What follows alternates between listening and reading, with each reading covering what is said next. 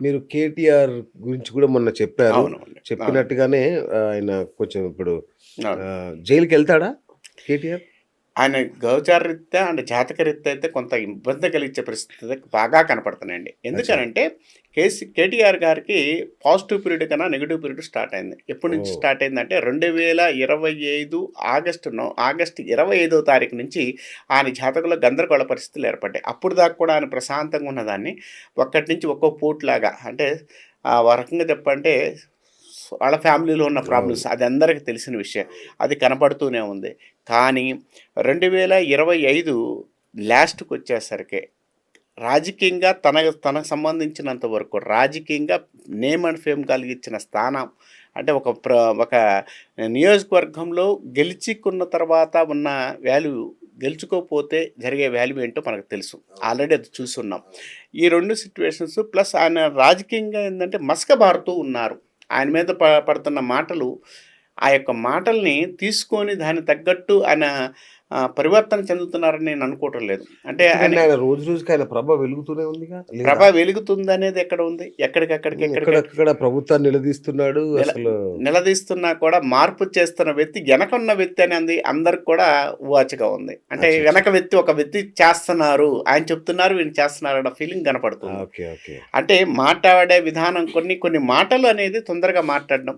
అచ్చచ్చ! ఇదివరకు చూడండి కేటీఆర్ గారు కొన్ని మాటలు మాట్లాడేటప్పుడు చాలా జాగ్రత్తగా మాట్లాడేవారు. హ్మ్. ఇప్పుడు కొంచెం మాటలు కొంచెం స్పీడ్‌గా వస్తున్నాయి. అంటే ఓకే. కొన్ని మాటలు వినకూడని మాటలు కూడా మనం వింటూ ఉన్నాం. ఓకే. ఎందుకని అప్పటిదాకా కూడా ఆయన మాట్లాడడం సంస్కారంగా మాట్లాడేవారు. హ్మ్. ఇప్పుడు సంస్కారంగా కన్నా కూడా కొంచెం ఇబ్బంది కలిగించే మాటలనేది వస్తూ ఉన్నాయి. ఎందుకని? అంటే ఇట్లా మాట్లాడితేనే సీఎం అవుతారా అనుకుంటున్నారేమో.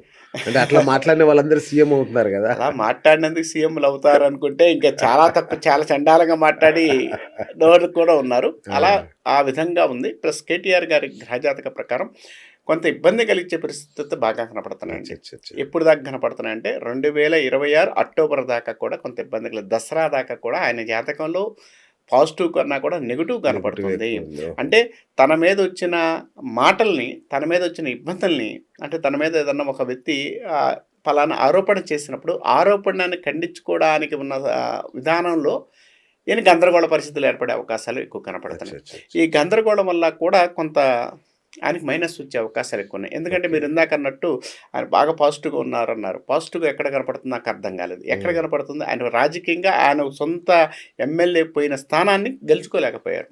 హ్మ్. ఆయన ఫస్ట్ కార్యనిర్వాహక అధ్యక్షుడిగా ఉండి ఒక స్థానాన్ని కోల్పోయారు. ఏ కేసీఆర్ స్థానం? గారు ఇప్పుడు జూబ్లీహిల్స్‌ని కోల్పోయినట్టే కదా! అచ్చచ్చ! ఓకే. ఆ! జూబ్లీహిల్స్ కోల్పోయినట్టే కదా! హ్మ్. ఎందుకంటే తన సంబంధించిన నియోజకవర్గం, ఓకే. తన పార్టీకి సంబంధించిన నియోజకవర్గాన్ని కోల్పోయారు. అంటే ఆయన వచ్చిన తర్వాత పొలిటికల్‌గా ఆ యొక్క రాజకీయంగా ఆయనకి ఎంతవరకు పాజిటివ్‌గా ఉంది? హుహు. సొంత చెల్లి నుంచి తలకానిప్పులొస్తున్నాయి. సొంత అవును. చెల్లి నుంచి నెగెటివ్ వస్తుంది. హ్మ్. దాన్ని ఎక్కడా కూడా ఖండించలేకపోతున్నారు. ఆమె చేస్తున్న మాటలను ఖండించలేకపోతున్నారు. ఓకే. ఎక్కడ ఉన్నారు? అక్కడ పాజిటివ్ కన్నా కూడా నెగెటివ్ అనేది అక్కడ కనపడుతూ ఉంది కదా! హ్మ్. హ్మ్. హ్మ్. ఆయన రేపు అక్టోబర్ దాకా కూడా కేటీఆర్ గారి యొక్క జాతకంలో మీరన్నట్టు కొన్ని యోగాలు మంచి యోగాల కన్నా నెగెటివ్ యోగాలైతే బాగా బాగా కనపడుతున్నాయండి అని చెప్తాను. కనబడుతున్నాయి. ఓకే. కొంచెం రెమెడీస్ చేసుకోగలిగితే జైలుకెళ్తారా? జైలుకి వెళ్తారా అనే దానికి నేను 100% చెప్పలేకపోవడానికి కారణం ఏంటంటే ఆయనకొక యోగం ఉందండి. అచ్చా! అంటే దగ్గర దాకా వచ్చి కూడా తప్పించుకునే అవకాశాలు కూడా కనపడుతున్నాయి. ఓకే. ఎందుకనంటే కేటీఆర్ గారికి అదృష్టం ఏంటంటే ఆయన ఒక్కసారి ఇట్లా ఉన్న స్థానం నుంచి ఇట్లా వస్తారు పైకి. ఓకే. అంటే ఓకే. కింద పడ్డ స్థాయి నుంచి పైకొచ్చిన స్థానంలోకొచ్చారు. అంటే హుహుహు. ఆయన ఫస్ట్ ఉద్యమంలో లేరు, ఎక్కడా లేరు. వచ్చి అవును. ఇక్కడికొచ్చేసింది డిప్యూటీ సీఎం స్థాయిలోకెళ్ళిపోయారు. అవును. ఇంక ఆయనే ప్రభుత్వాన్ని నడిపారు. ఎందుకంటే ప్రతి సంవత్సరం మనకు ప్రభుత్వాన్ని నడిపింది అవును. కూడా ఆయనే. అవును. కానీ ఆయన యొక్క విధానంలో ఇప్పుడున్న టైంలో కొంత ఇబ్బందులు కలిగించే అవకాశాలున్నాయి. అక్కడి దాకా వెళ్ళే అవకాశాలైతే ఉన్నాయి. అంటే రేపు ఎల్లుండి ఏదో జరుగుతుంది. ఆ టెన్షన్ వాతావరణం అయితే కేటీఆర్ గారి యొక్క జాతకంలో 100% కనపడుతుందనే చెప్తాను నేను. ఓకే. అట్లాగే మరి కేసీఆర్ గారి పరిస్థితి ఏంటి? అంటే ఇప్పుడు ఆయన ప్రశాంతంగా ఉన్నాడా? లేదంటే ఏమన్నా వ్యూహాలు రచిస్తున్నాడా? అనారోగ్యమా? కేసీఆర్ గారి జాతక పరిస్థితి అయితే మాత్రం ఈ యొక్క నక్షత్ర ప్రకారం చూసుకున్నా, గోచారరీత్యా చూసుకున్నా కూడా మనకి శని కూడా నీచపడి ఉన్నాడు. ఆయన జాతకానికి కొంచెం పంచమ స్థానం కొంచెం ఇబ్బంది కలిగించే అవకాశాలు బాగా కనపడుతుంది కేసీఆర్ ఓకే. గారికి. ఆ! ఎందుకనంటే కేసీఆర్ గారి జాతకంలో ఇప్పుడు దాకా కూడా చాణక్యుడిగా అపర మేధావిగా ఉన్న కేసీఆర్ గారు ఇప్పుడున్న టైంకి వచ్చేసరికి ఆయన దగ్గరగా 2020 3/24 నుంచే పూర్తిగా డౌన్ఫాల్లోకి వెళ్ళిపోయారు. ఇప్పుడు దాకా కూడా బయటకు రాలేకపోతున్నారు. రేపు వస్తారని కూడా నేను చెప్పలేను. ఎందుకనంటే ఆయన జాతక ప్రకారంగా అది పూర్తిగా వెళ్ళిపోయింది. అంటే ఇంకా ఆయనకి మళ్ళీ రాజకీయ యోగాలు ఉన్నాయా, రాజకీయంగా అదృష్టం ఉందా, రాజకీయంగా సక్సెస్ అవుతారా అంటే మాత్రం 100% లేదనే చెప్తాను నేను. ఎందుకంటే అక్కడ యోగాలు అయితే తక్కువగా ఉన్నాయి. యోగ స్థానం అనేది ఎక్కువగా ఉన్నప్పుడు దశమ స్థానం ఉండి యోగ స్థానం ఉన్నప్పుడు జాతి పిత అయ్యాడు ఆయన. ఇప్పుడు తెలంగాణ జాతి పిత కాబట్టి ఆయనకి అంతవరకే ఉన్నది. ఇంకా మరలా వచ్చే యోగాలు అయితే రాజకీయంగా అయితే లేదు అని చెప్తాను నేను. ప్లస్ ఆయన మానసికంగా కేసీఆర్ గారు ప్లస్ ఎంత ఉందో మైనస్ ఏంటంటే మానసికమైన బాధలో ఇబ్బందుల్లో ఉన్నారు. కాబట్టి కేసీఆర్ గారి జాతకంలో కొంత ఇబ్బంది ఉంది. అనారోగ్య పరిస్థితులు బాగా కనపడుతున్నాయి సార్. ఈ సంవత్సరం కేసీఆర్ గారి యొక్క జాతకంలో అనారోగ్య పరిస్థితులు కనపడుతున్నాయి. కొంత ఇబ్బంది కలిగించే అవకాశాలు అయితే బాగా కనపడుతున్నాయి. కొంచెం అదొకటి జాగ్రత్తగా చూసుకోవాల్సిన టైం అయితే ఈ టైం అని చెప్తాను. ఎందుకంటే ఆ జాతకంలో ఆ యొక్క ఇబ్బందులు అనేది బాగా కనపడుతున్నాయండి అని చెప్పొచ్చు. రెమెడీస్ అట్లాంటివి ఏమన్నా ఆయనకు సంబంధించి? కేసీఆర్ గారికి అమ్మవారి యొక్క అంశలే బాగున్నారు. ఆయన చేసే చండీ హోమాలు కావచ్చు, ఆయన చేసే విధానాలు చాలా గొప్పవి. ఆయన ఇప్పుడు కూడా కంటిన్యూషన్ చేస్తున్నారు. ఆ అమ్మవారి యొక్క దయతోనే ఆయన ఉన్నారు. ఎందుకంటే చండీ హోమం అనేది అందరు చేయలేమండి. ఆయన చేసిన హోమం 5 చండీ హోమం అంటే దాదాపుగా ఎంత ఖర్చు పెట్టి ఎంత బాగా చేశారు. కాబట్టి అంత గొప్ప నిష్ణాతుడు అమ్మవారి విషయంలో. ఆయన జాతక ప్రకారం అయితే కొంత గందరగోళ పరిస్థితులకు గడ్డు పరిస్థితులు ఉన్న అమ్మవారు కొంత కాపాడాలని మనస్ఫూర్తిగా కోరుకుంటున్నాను. అంటే అమ్మవారిని కూడా నేను కూడా వేడుకుంటున్నాను. అసలైన విషయానికి వద్దాం. రేవంత్ రెడ్డి గారు మరి మీరు అన్నట్టుగా శని నీచంలో ఉంటే రాజులు రాలిపోతారంట, సామాన్యులు అందలాలు ఎక్కుతారంట, సింహాసనం ఎక్కుతారంట. అవును, నిజమేనా? ఇది ఏంటి అసలు? ఇది 30 ఏళ్ల కిందట జరిగిన విషయమేనండి. కొన్ని రాష్ట్ర ప్రభుత్వాలు మారి కొంతమంది తెలియని వారు వచ్చి రాజకీయంగా ఎదిగిన వాళ్ళు చాలామంది ఉన్నారు. ముఖ్యమంత్రి సీట్లో కూర్చున్న వారు ఉన్నారు. ఈ విధానంలో 100% ఉంది. ఖగోళ శాస్త్రంలో శని నీచిలో పడి శని ప్రాబ్లం వచ్చినప్పుడు కంపల్సరీగా మారిన వాళ్ళు ఉన్నారు. ఇప్పుడు దీనికి మన రేవంత్ రెడ్డి గారిని ఆపాదించడం అనేది కరెక్ట్ కాదు. నేను అంతే దాని గురించి మాట్లాడను. కానీ ఇక్కడ మాట్లాడాల్సిన విషయం ఏంటంటే రేవంత్ రెడ్డి గారి జాతకాన్ని మీద మాట్లాడదాం.